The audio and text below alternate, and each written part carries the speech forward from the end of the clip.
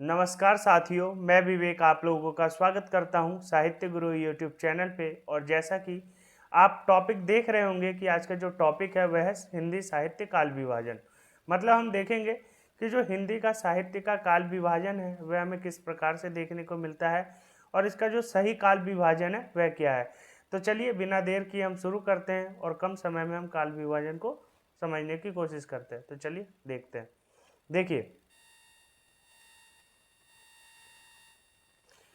देखिए, आदिकाल हिंदी साहित्य के इतिहास का प्रारंभिक चरण है। देखिए, आदिकाल जो है हिंदी साहित्य के काल का पहला चरण है और प्रारंभिक चरण है, जिसका समय 10वीं शताब्दी से लेकर 14वीं शताब्दी तक 1050 से 1375 विक्रम संवत तक माना जाता है। वहीं देखिए, ऐतिहासिक दृष्टि से यह युग विकेंद्रीकरण की ओर जा रहा था। वहीं देखिए, जॉर्ज ग्रेसन अपनी पुस्तक में 952 कवियों का वर्णन इसके अंतर्गत करते हैं।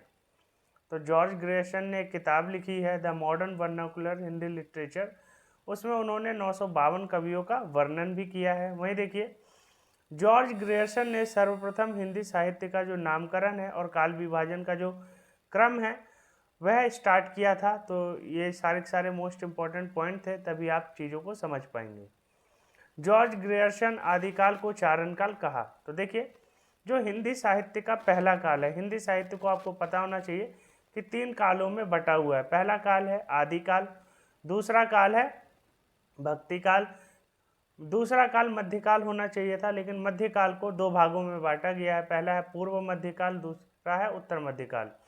पूर्व मध्यकाल को ही नाम दिया गया है भक्ति काल, और उत्तर मध्यकाल मतलब कि जो मध्यकाल के बाद का समय है उसको रीतिकाल, और उसके बाद का जो समय है उसको नाम दिया गया है आधुनिक काल।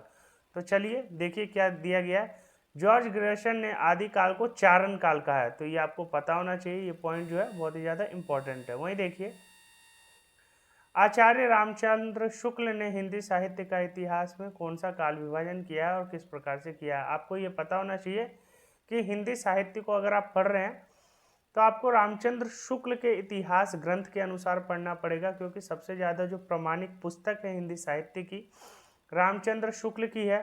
और रामचंद्र शुक्ल की पुस्तक का नाम है हिंदी साहित्य का इतिहास, जो कि 1929 में प्रकाशित हुई थी। तो ये आपको पता होने चाहिए ये पॉइंट्स, क्योंकि नेट, जीआरएफ, टीजीटी, पीजीटी में यही पॉइंट जो है पूछे जाते हैं। वहीं देखिए, आदिकाल आदिकाल का जो नामकरण है ना वह किया है हजारी प्रसाद द्विवेदी ने। आदिकाल का नामकरण हजारी प्रसाद द्विवेदी ने किया है। वहीं अगर हम रामचंद्र शुक्ल का नामकरण देखें तो उन्होंने किया है वीरगाथा काल, और जिसका जो समय बताया है वीरगाथा काल या आदिकाल का 1050 से 1375 माना है। देखिए, रामचंद्र शुक्ल ने क्या क्या है। आचार्य रामचंद्र शुक्ल ने आदिकाल को वीरगाथा काल नाम दिया है। वहीं देखिए, हिंदी साहित्य के इतिहास के आरंभिक काल को आदिकाल कहा जाता है। इस काल को ग्रियर्सन ने चारण काल नाम दिया है और मिस्र बंधुओं ने प्रारंभिक काल।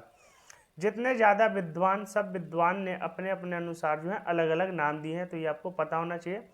मिस्र बंधुओं ने प्रारंभिक काल कहा है। वहीं महावीर प्रसाद द्विवेदी की देखें तो उन्होंने इसको बीज वपन काल नाम दिया है। वहीं देखिए, प्रसाद द्विवेदी ने आदिकाल की संज्ञा दी है। तो जो हजारी प्रसाद द्विवेदी हैं उन्होंने जो इसका नामकरण है ना वह क्या किया है, इसका जो नामकरण है आदिकाल किया है। तो ये तो बात हो गई आदिकाल की। वहीं देखते हैं हम दूसरे काली को, जो कि मध्यकाल का जो पूर्व मध्यकाल है, मध्यकाल का पहला भाग है। मतलब मध्यकाल को 2 भागों में डिवाइड कर दिया। पहले का नाम है पूर्व मध्यकाल, और जिसको हम क्या कहते हैं भक्ति काल के नाम से जानते हैं। तो देखिए क्या है, भक्ति काल का जो समय है 1375 से 1700 ईस्वी माना गया है। तो देखिए क्या है, हिंदी साहित्य के पूर्व मध्यकाल को भक्ति काल कहा जाता है। इस काल में भक्ति काव्य धारा के साथ काव्य की अन्य धाराएं भी रही हैं। इस समय जो थी भक्ति काव्य तो लिखे ही जा रहे थे, लेकिन अन्य धाराएं मतलब अन्य काव्य लिखे जा रहे थे। लेकिन भक्ति काव्य की बहुलता होने के कारण जो इस काल का नाम है भक्ति काल पड़ गया, इसीलिए हम इसको भक्ति काल के नाम से जानते हैं। और देखिए क्या है, भारत में मध्यकाल में भगवत पुराण भक्ति मुक्ता से रही है, और भागवत भक्ति दक्षिण से होकर उत्तर भारत भक्ति परंपरा से एक रूप होकर पूरे भारतवर्ष में व्याप्त हो गई थी। आपको ये पता होना चाहिए जो भक्ति आंदोलन है हिंदी साहित्य का, वह दक्षिण में मतलब आरंभ हुई थी और दक्षिण से उत्तर भारत में आई और उत्तर भारत में जो है बहुत ही ज़्यादा व्यापक हो गई।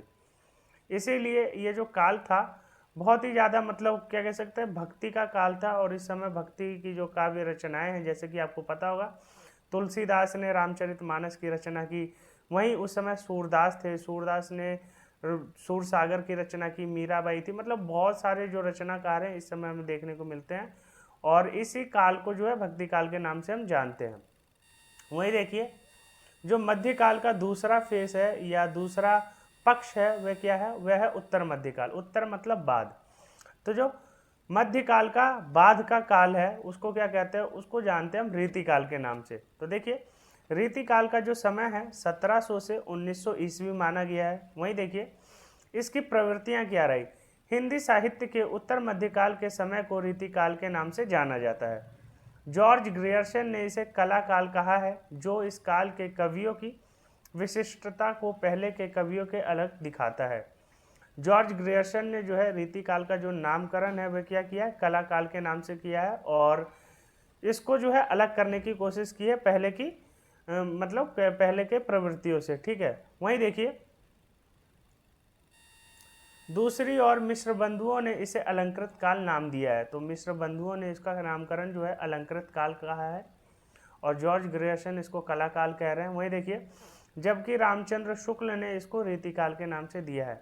आपको पता होगा कि रीतिकाल को ही अंधकार काल के नाम से भी जाना जाता है, क्योंकि इस समय जो रचनाएं हैं वे समाज से नहीं जुड़ पाई, वे केवल राजसभाओं तक ही सीमित रह गई और अलंकारिकता इतनी थी कि मतलब इस समय की रचनाओं को मतलब इस समय की रचनाएं जो हैं एक तरह से केवल राजसभाओं तक ही सीमित रह गई और अलंकारों तक ही सीमित रह गई। इसलिए इस काल को हम काला काल के नाम से भी जानते हैं, या अंधकार काल के नाम से भी जानते हैं।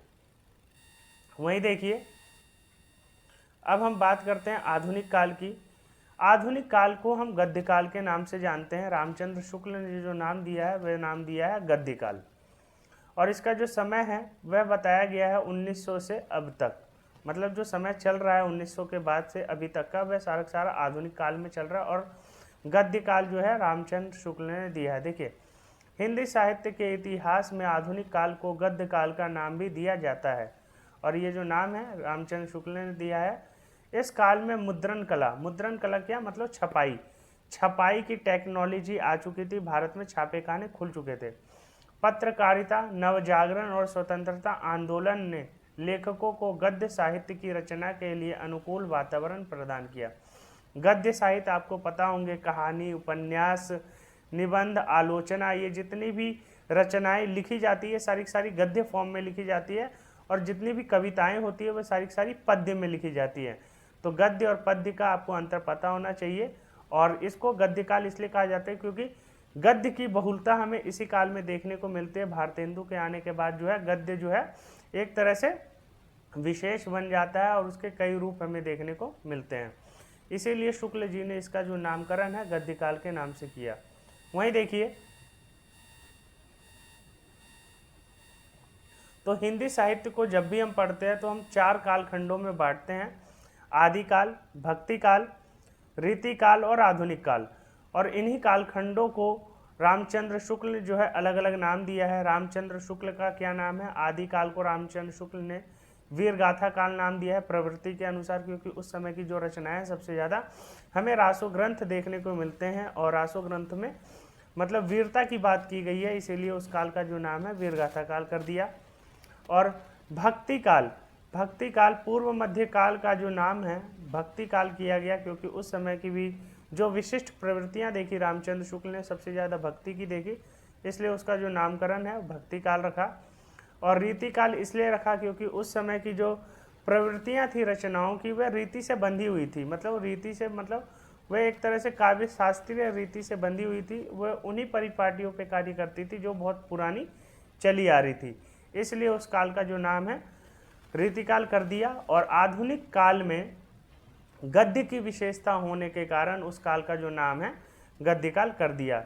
तो मुझे आशा है आपको काल विभाजन समझने में आसानी हुई होगी। ये जो कंटेंट है आपके लिए बहुत ही ज़्यादा लाभदायी होगा और आपके लिए हिंदी साहित्य अगर आपने शुरू किया तो आपके लिए बहुत ही ज़्यादा यूज़फुल रहेगा। तो हिंदी साहित्य को पढ़ने के लिए, समझने के लिए आप साहित्य गुरु चैनल के साथ जुड़ सकते हैं। चैनल को सब्सक्राइब कर लीजिए और हिंदी साहित्य का अगर आप प्रिपरेशन कर रहे हैं यूजीसी, नेट, टीजीटी, पीजीटी, तो उसके लिए भी आप जुड़ सकते हैं। चैनल को सब्सक्राइब कर लीजिए। कमेंट करके बताइए आपको और किस चीज़ पे वीडियो चाहिए और लाइक, सब्सक्राइब, कमेंट जरूर कीजिए ताकि क्या है, वीडियो जो है और लोगों तक भी पहुंच सके और अच्छा कंटेंट सबको मिल सके। इसकी जो पीडीएफ है आपको मेरे टेलीग्राम पे मिल जाएगा, तो टेलीग्राम से भी जुड़ सकते हैं और मेरे साथ बने रहिए। साहित्य गुरु चैनल को सब्सक्राइब कर लीजिए। धन्यवाद।